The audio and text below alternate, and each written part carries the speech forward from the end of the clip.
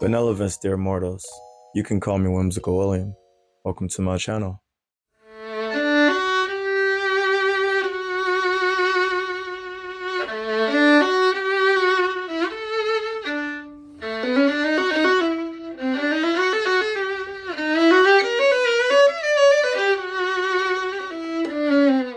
It's Shoujo month, baby. Let's talk about a supernatural shoujo. Written and drawn by the maker of Nana, Paradise Kiss. What else did she write? Neighborhood Story. Alright, so the manga in question is called Last Quarter. On this cover, the main character is upside down, which confuses me all the time.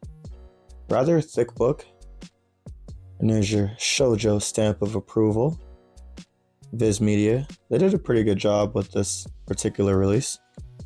The back is, not too crazy, but the colors are beautiful the way they blend together. Volume 2, the character is right side up. I'll do my best not to give too many spoilers while explaining the greatness of this story. And the back is similar to the back of Volume 1.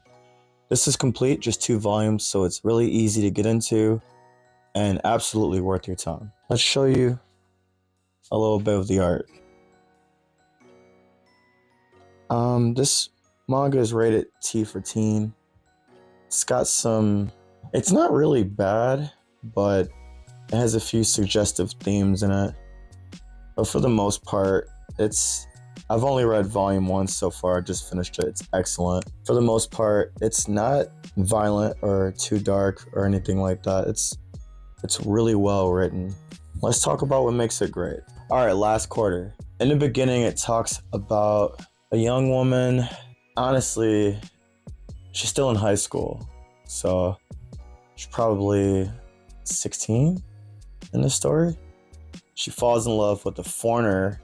He's blue eyes, blonde hair, plays guitar, and he's from Europe, but he's squatting in a big house in Japan. She becomes obsessed with him and his music. She starts to skip school and skip her job just to hang out with him and hear him play. They get really close. I don't know how old he is in this story, but the beginning is a little rough because she falls in love with him so quickly, and there's no context as why she felt the intense feelings that she felt. And it made me wonder, is this plausible? Is this realistic? Is this good writing? And I got taken out of the story. The disbelief was strong in me. But I pressed on, I kept reading, and I had to remind myself, all right, she's a high schooler.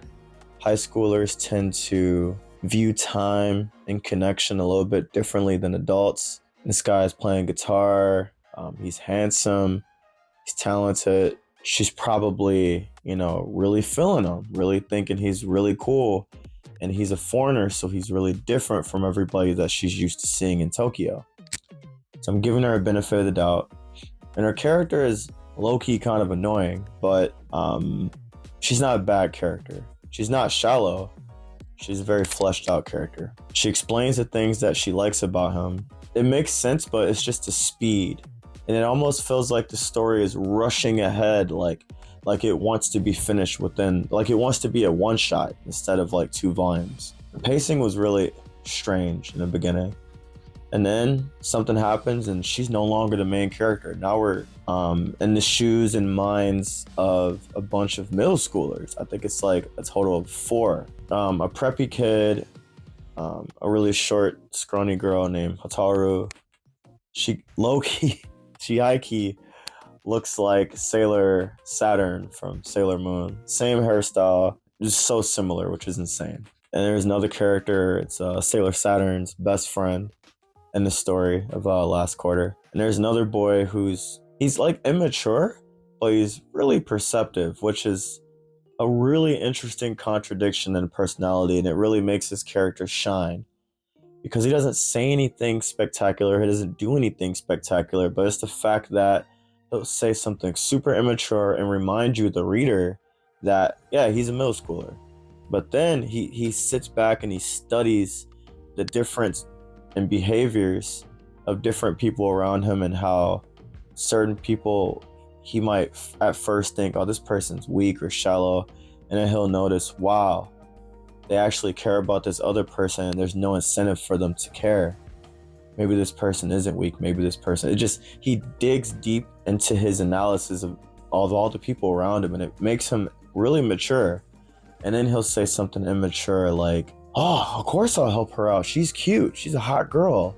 And it's almost like he's saying that because he's desperately clinging to the childhood that he's losing because of his emotional maturity. Like, outwards he's immature, but inside he's mature. So it's like he's battling himself from his personality versus who he thinks he should be as a kid. He's kind of a complex character without trying to be, which is super fun. Well, anyway, back to the story. So it's about this group of kids. They're at school. The girl that looks like Sailor Saturn is becoming the main character, and she loses her cat. So and spoilers are coming. I'm trying to avoid them, but for the sake of helping you understand what makes the plot great, I want to share a little bit. She's looking for her cat. She finds this big mansion, really old, looks stereotypically haunted. And she walks inside because she sees a cat that looks just like hers, and she thinks it's her cat. So she runs inside, and then she hears piano music. So she's like, oh, this is a beautiful song. I heard this song before. I heard it on MTV. It's like a rock song, but it's being played as a piano medley. There we go. So she sees the cat, and she realizes, well, this cat doesn't look exactly like mine. It's like little differences. And then she sees a woman playing the piano. She starts talking to the woman, and the woman's like, I could never go home. I could never, leave. Let me try to leave. And every time she tries to walk out the front door of that house that she's in, she gets teleported back to one of the rooms within the house. So right off rip, I'm like, all right, this no longer feels like a slice of life, because I didn't know what to expect from this manga. But right away, you just get supernatural vibes, and you're like, oh, she must be a ghost. And then before homegirl that looks like Sailor Saturn, starts looking for her cat, she gets hit by a car. So she was knocked out. She had a dream about the girl in the house that she saw playing the piano prior to her going into the house looking for her cat. So now she's like not freaking out a lot, but she's freaking out a little bit. But if it were me, I'd be like, oh my god, like you're the person in my dreams, like what's going on? But she's eerily calm about it, which is interesting for her character. So at this point, we're assuming that homegirl playing the piano is dead. Her best friend is like, where have you been going after school, And she's like, well, I've been going to his house. I was looking for my cat, and I found a cat that looks like mine. And then she didn't really want to tell her that I may have come across a spirit.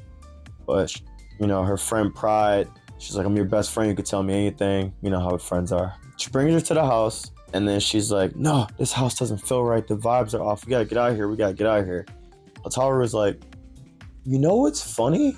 I don't know if I said that at the beginning of this video, but Sailor Saturn's name is Hotaru. The girl in the story is named Hotaru that looks like Sailor Saturn. What were you doing, Were you a fan of Sailor Moon when you were writing this? That's crazy. Anyway, so her friend leaves the house, and then she runs into other classmates, and she's like, yo, my best friend, she's in this, house, and I think it's haunted. The friends are like, no, your friend's probably lost her mind. Let's check on her, see what's going on. They were kind of low-key ridiculing her and looking down on her like, oh, she's crazy. But then they saw something move across thin air. They were like, oh, there is a ghost. So they all got invested. So after them being invested, because they're like, oh, everything you're saying, it must be true because we're seeing floating objects and there's like no way for you to be making this up anymore. So basically they're trying to get into contact with this ghost, and the only one who could see her is Hotaru. But the ghost is able to write notes and write things and make things move to show like, hey, I am here even though you can't hear me or see me. So then they're like, well, where'd you come from? What's your name? They're trying to figure out who she is, and she can't remember anything but the guy that she was madly in love with. And it ties back into the first part of the story.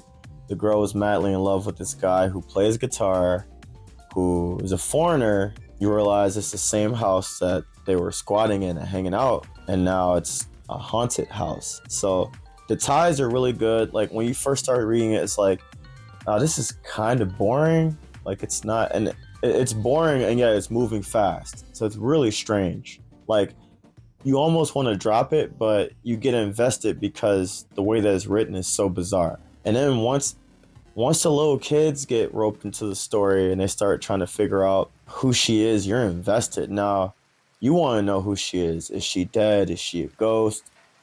How come Hotaru is the only one that could see her? And then you put two and two together in your head, and you're like, maybe Hotaru is the only one that could see her because she came close to death because she got hit by a car. So the ghost doesn't have any memories, and that's what makes it supernatural. You know, it's a ghost, a little bit of the afterlife. So they're trying to figure out, she has a ring, it has some initials carved into it. I think it was S and K.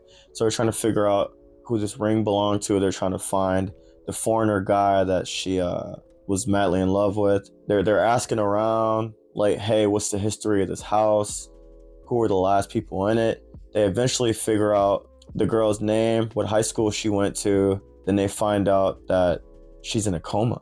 They find out that she's in the hospital, so they visit her, and they're like, she's not dead. Maybe we could try to bring her back to life because her injuries aren't that bad. We just need to help her wake up. Maybe if we can interact with her ghost in a way that, you know, connects her to her body, let her know where her body is. But they're trying to make sure that the girl in the hospital is actually her, because the only person that could see the ghost is Hotaru. So everybody's just trying to get as much evidence as they can before they start bringing all this big crazy news to this ghost. They don't want to freak this ghost out or scare the ghost. Irony, usually ghosts scare people, but they don't want to scare the ghost. And that's basically the first volume. It's really, really good. I hope I didn't give too many spoilers, but I can't give 100% spoilers because I didn't even finish it. I've only read one volume out of the two, so I need to read the next volume. But I'll probably read it another time because next I'll be talking about a music shoujo. And I watched the anime of this shoujo, but I've never read it, so I'm super excited. The art looks really good, even though it's an older shoujo. But if this story interests you, and if you're a fan of Nana, Paradise Kiss, Neighborhood Story, let me know in the comments down below. Let me know if you've checked out this manga, if you heard of this manga, or if this video makes you want to read this manga. It's really, really good. I highly enjoyed reading it so far. The beginning wasn't that great, but it picks up and it's totally worth your time. So thank you for checking out another video. If you haven't already and you feel like it, subscribe. I'm on the road to 1,000 subscribers. It would mean the world to me to see those, you know, numbers and to just get the engagement and to talk and hang out with you guys and talk about nerdy stuff. So without all that being said, peace.